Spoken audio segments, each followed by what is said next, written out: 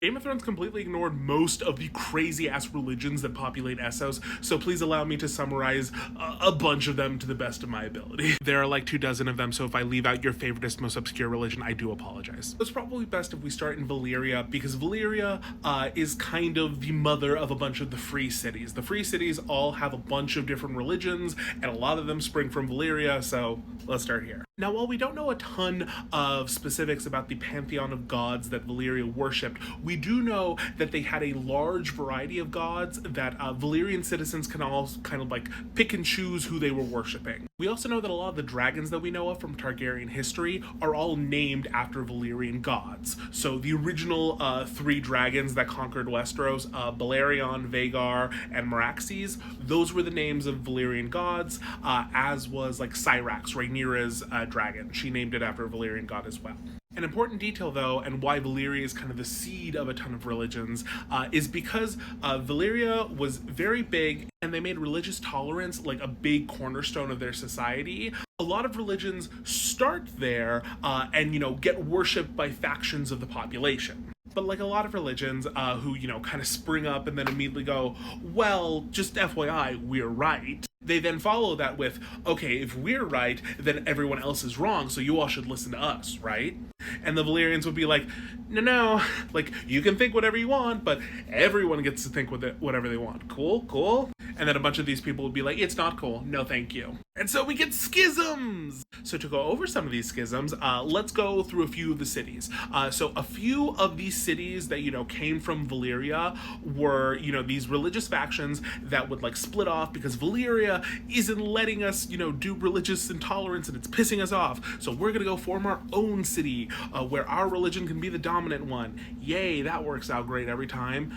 The first one of which is Lorath, right up here in the north of Essos. So in Lorath, they worship a god called the Blind God, or Bosch, or Boash. I don't know how to pronounce it. Boash. But anyway, that god is all about like peace and love, and we don't kill other things, and I think we're all like vegetarians or something. Blindness is necessary to achieve like your third eye and all that stuff. So the priests of that religion would like frequently like cover their eyes, and they would dress like very modestly. But eventually that religion kind of petered off because other people started living in Lorath too, and then the priests kind of lost all that their piety, and then the new settlers or whatever murdered all of them. So that religion doesn't exist anymore. Next we have Norvos. This is another one where like we know the true religion, so we're gonna go off and make our own city. They made their own city, but their religion is very mysterious because no one knows who or what their god is. And the only people that get to learn that information are like initiates, and you don't get to learn that until you go become an initiate to be a priest of that religion. And so this city is ruled supposedly by the god, speaking through the mouthpieces of these priests. I'm sure that's legit. Next, you have the city of Cahor, who split off because they worship the black goat. Shout out to the one person in my comments who has been asking me to talk about the black goat for like a month now. This is for you. So the black goat is seemingly like a death god who requires daily like ritual sacrifices to its existence. So the priests, regularly like kill an animal every day for the black goat so that the black goat can be happy. When he's happy, his tongue comes out, maybe? I don't know. But if I remember correctly, during like special holidays and stuff, they will kill like prisoners who are, sentenced to die to appease the goat. And then in times of like extreme strife and danger, if they're worried, like noble families will allow their children to be sacrificed to the black goat, and when you do that, the black goat assures you black goat victory. Woohoo! Lots of requests to do content on the many-faced god, and yeah, he's very interesting, or it is very interesting, however they identify. But the many-faced god is basically an amalgamation of a bunch of the gods from Westeros and Essos. Because the concept of the many-faced god was born in the minds of old Valyria with the original faceless men. The faceless men are like the assassins who, change their faces, if you don't remember. But basically, Valyria's mines were filled with lots of slaves from lots of different religions, and the original, like, first Faceless Men, or first few of them, or whatever, basically realized that all the slaves were basically praying for the same thing, and that was a release from their torment, i.e., in their minds, death. And so, in the eyes of this religion, basically, all of the gods of the world, or at least all of the death gods of the world, are real. They are just different aspects of this one singular god. So, like the Stranger from the Faith of the Seven Westeros is a manifestation of the many-faced god. The Black Goat I just talked about is another one. There's the Lion of the Night. There's I'm trying to look at who's here. There's like the Weirwood Tree Faces. Lots of them. So they're all just aspects of this one being, and the Faceless Men are there to provide the gift of the many-faced god, which is death.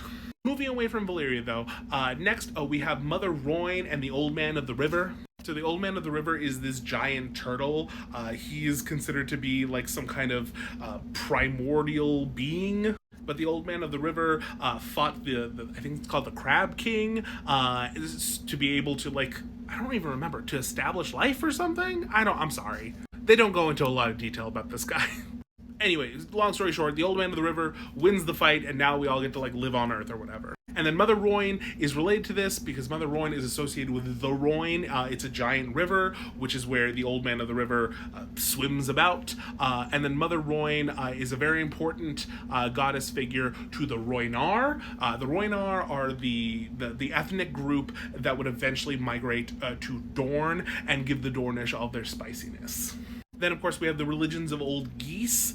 Old Geese was like the big empire before Valyria that Valyria would eventually overthrow. The Giscari, not a ton is known about the religion. I think they worship like harpies and stuff. That's always like the big symbol that they use. They have temples that they call Temple of the Graces, and they do worship things there. So cool. But the Giscari are also where we get slavery, and, that sucks, so screw them. And finally, we have R'hllor and the Great Other, brought to us by our good pal Mel over here. So R'hllor is the Lord of Light and is the god figure in this, like, dualistic style religion, where you have, the concept of light versus the concept of darkness. And so R'hllor represents life in the form of fire, and then you have R'hllor's opponent, the Great Other, and this is the god of death, the god of ice, which is very interesting, considering the lore of A Song of Ice and Fire, because the Others are the name in the book series for the White Walkers, and so having the Great Other, who is an ice death god, sounds very similar. And interestingly, I believe that R'hllor and, the Lord of Light religion originates, or at least can be traced back to Asshai. Asshai being like the crazy sorcery city in the far, far east that no one knows about, and there's all the shadowy stuff going on there. But Asshai is also where we get a lot of like the ancient texts that reference Azor Ahai, and Azor Ahai, factoring in very heavily to the Lord of Light religion, with the belief that the Lord of Light's champion will be Azor Ahai, this, legendary hero who will come forth with the flaming sword Lightbringer and destroy the Great Other, therefore saving humanity. Now, where we get some weirdness with R'hllor and the Lord of Light is there's kind of a hypocrisy to them, because R'hllor, supposedly from how he's preached about, is trying to, free the world and bring life to the world and all that to defeat the Great Other, who's trying to kill everything. And yet, the Red Temple, which, is where all of these priests and priestesses learn, preach from, etc., it's run entirely by slaves. So all of the red priests and priestesses, everyone who works in these red temples and is like a servant of R'hllor, is a bought and paid for slave, which seems kind of antithetical to things. Which leads to a lot of theorizing that in Volantis, the Great Red Temple, I don't remember what it's called, but it's a very big, huge one, is kind of this hypocritical monument to slavery when it shouldn't be, and that someone with dragons might actually deal with that, and that might be the city that she messes up. Also, I'm out of time, and I know I didn't touch on the Bloodstone Emperor, the Amethyst Empress, and all of the weird parallels that these two have, but that can be another video. If you want that, please let me know in the comments. Okay, goodbye.